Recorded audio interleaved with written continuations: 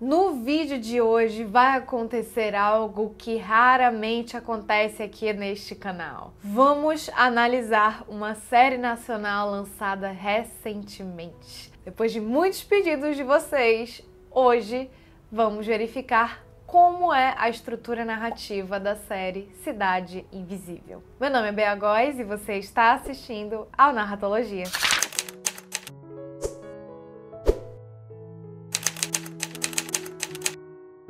Gente, já vou adiantar pra vocês que essa análise não vai ser uma análise imparcial, porque eu gostei bastante da série, sou muito fã dela. Torcendo muito pra que renovem pra próxima temporada, porque quero muito assistir, ver a continuidade dessa história e principalmente ver mais destes episódios que, na minha opinião, foram bem escritos. Realmente a sala de roteiro trabalhou muito bem nessa série. Não só, enfim, a sala de roteiro, a gente não precisa nem citar aqui, que direção, casting, efeitos especiais, nossa, gente, de verdade. Eu acho que Cidade Invisível é uma série que tá num padrão internacional muito bom, que realmente é uma das séries que tá levando o patamar da nossa produção cinematográfica no Brasil. Então, quero começar dizendo parabéns a toda a equipe que trabalhou em Cidade Invisível. Imagina eu tô falando isso, tipo, ninguém nunca da equipe vai assistir o vídeo. Enfim, tudo bem. Inclusive, se algum dos roteiristas da sala de roteiro dessa série estiver assistindo esse vídeo, por favor, depois diz aqui nos comentários se eu falei besteira, que o que eu falei que não tem nada a ver, tipo, Bé, você viaja na maionese, o que a gente pensou não tem nada a ver com isso.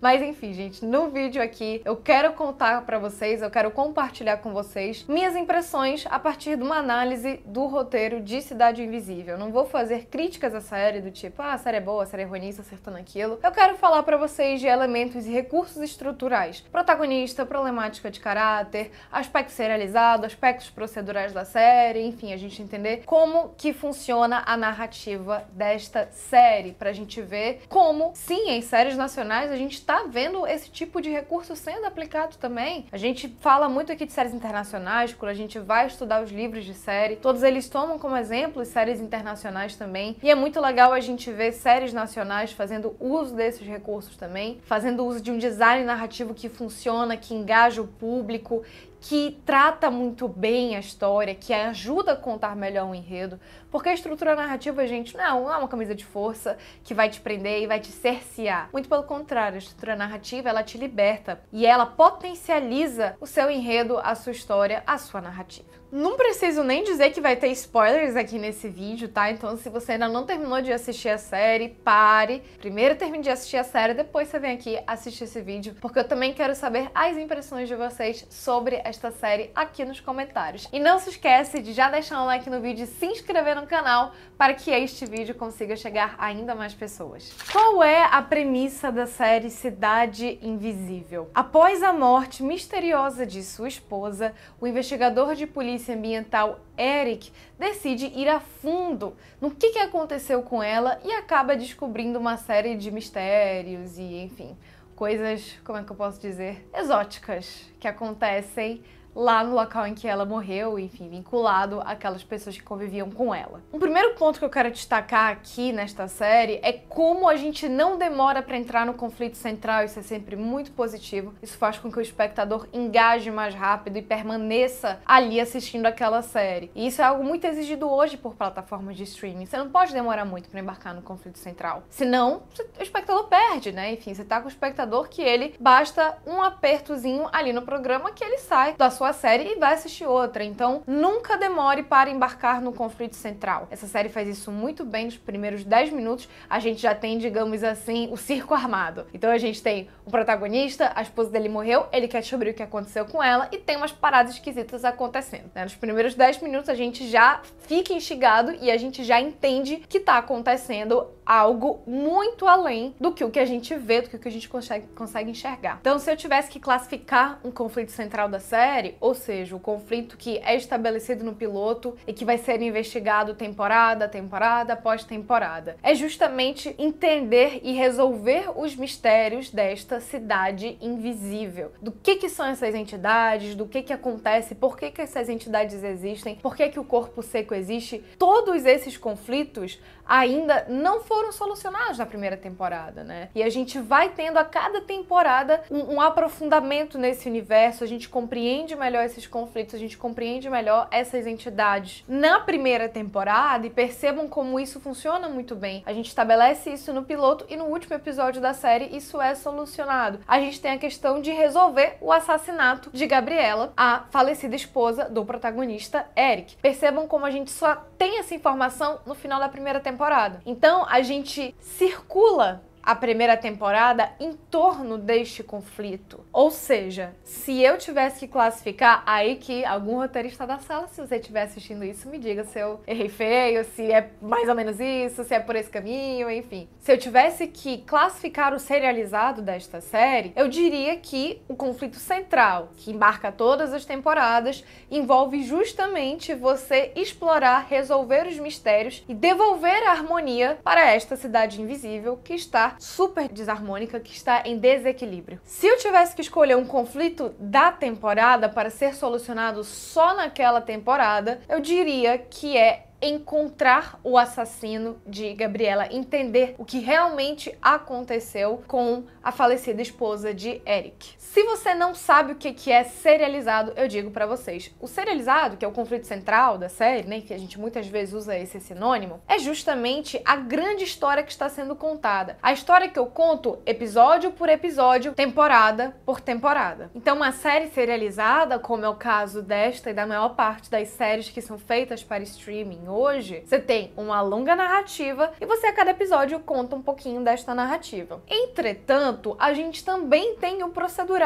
que muitas vezes é combinado com este serializado. Este procedural, na sua origem da palavra, o que é, né, uma série procedural? É aquela série que começa um conflito e termina este conflito no mesmo episódio. Essa palavra procedural vem justamente de procedimento, que eu repito um procedimento por episódio. Mas esse procedural, ele às vezes não diz respeito a um conflito, não diz respeito a um conflito que começa e termina no próprio episódio. Mas às vezes também pode dizer respeito a um tema ou a um personagem. Por exemplo, aqui em Cidade Invisível, todo episódio você tem uma entidade e você explora uma entidade. E é muito legal como eles construíram isso, né? Porque o teaser do episódio era sempre um flashback de alguma entidade, às vezes mostrando a origem da entidade, ou enfim, mostrando um pouco sobre a vida daquela entidade e o desenrolar de como aquela entidade no presente contribui ou atrapalha a jornada do protagonista Eric. Então este é o procedural da série. E falando em protagonista, falando no Eric, a gente tem algo super interessante, enfim, que é uma das maiores sacadas da série, que é justamente a relação do caráter do protagonista com a jornada que ele vai viver. Fica claro pra gente que a problemática de caráter do protagonista é justamente o fato dele ser cético, é o seu ceticismo, que enfim é ressaltado inclusive algumas vezes em alguns flashbacks dele com a esposa. Ela mesma fala, tem uma cena em que ela fala: eu acho que você não quer saber dessas coisas porque você não acredita, você não quer saber porque você tem medo. Enfim, a gente ronda ali, né, nessa problemática de caráter dele, nesse que também é muito chamado de misbehavior, né, esse misbehavior dele, essa falha dramática dele, a gente gira em torno daquilo. E olha só como é perspicaz, e percebam, gente, que eu tanto falo pra vocês, o conflito que o seu protagonista vai viver tem a ver com a problemática dele, ou seja, você sempre dá o conflito de acordo com a problemática de caráter dele. É como se a jornada que ele vai viver é a cura para a problemática de caráter dele. O que isso quer dizer? Quer dizer que se o meu protagonista é cético, e eu dou pra ele uma jornada de lidar com o sobrenatural, percebam como eu vou estar tratando esse ceticismo dele enquanto ele vive essa jornada? É exatamente isso que acontece em Cidade Invisível.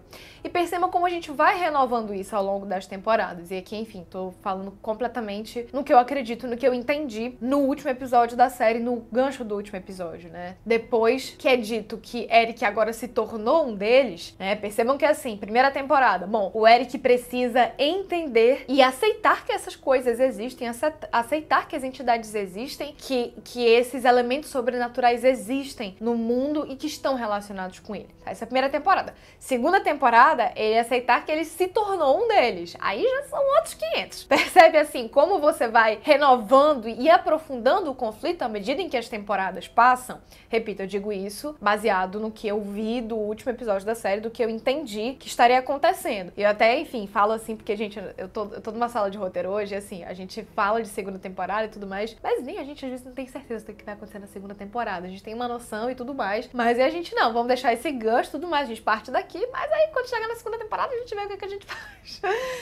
Enfim, então tem muito disso, né? Por isso que eu digo pra vocês, é achismo, pode não ter nada a ver com isso, enfim, roteirista da sala de roteiro, chefe da sala, diga por favor se eu tô falando merda ou se, enfim, tá mais ou menos isso. Mas eu gostei muito da série, enfim, reitero que eu fiquei muito contente de ver um produto nacional sendo feito desta maneira, elevando o patamar cinematográfico da nossa indústria, do nosso mercado. Pô, tá todo mundo de parabéns, gente. Direção, casting, o elenco foi sensacional ao longo de todos esses episódios. Sala de roteiro, não preciso nem dizer, né? Enfim, sala de roteiro caprichou e arrasou demais. E é muito gratificante a gente ver um outro produto nacional fazendo muito sucesso, ganhando todo esse destaque, toda essa mídia internacional. Isso é, gente, isso é muito bom pra todo o nosso mercado. Eu sei que tem gente que fica com invejinha, que fica, ai, não, mas lá no episódio 3 teve um diálogo que, ai, sabe, enfim, tem uma galera que deve estar dizendo isso, que deve estar fazendo esse tipo de comentário. E a galera é invejosa, gente. É a única palavra que eu tenho pra isso, porque quando qualquer série nacional, quando qualquer filme nacional faz sucesso, todo mundo no mercado ganha. Isso significa que a gente tá atraindo investidores, que a gente tá ganhando confiança dos players, para que a gente consiga se profissionalizar cada vez mais e que a gente consiga produzir produtos cada vez melhores. Espero muito que vocês tenham gostado desse vídeo. Não se esquece de se inscrever nesse canal e dar um like no vídeo. E muito obrigada pela sua audiência.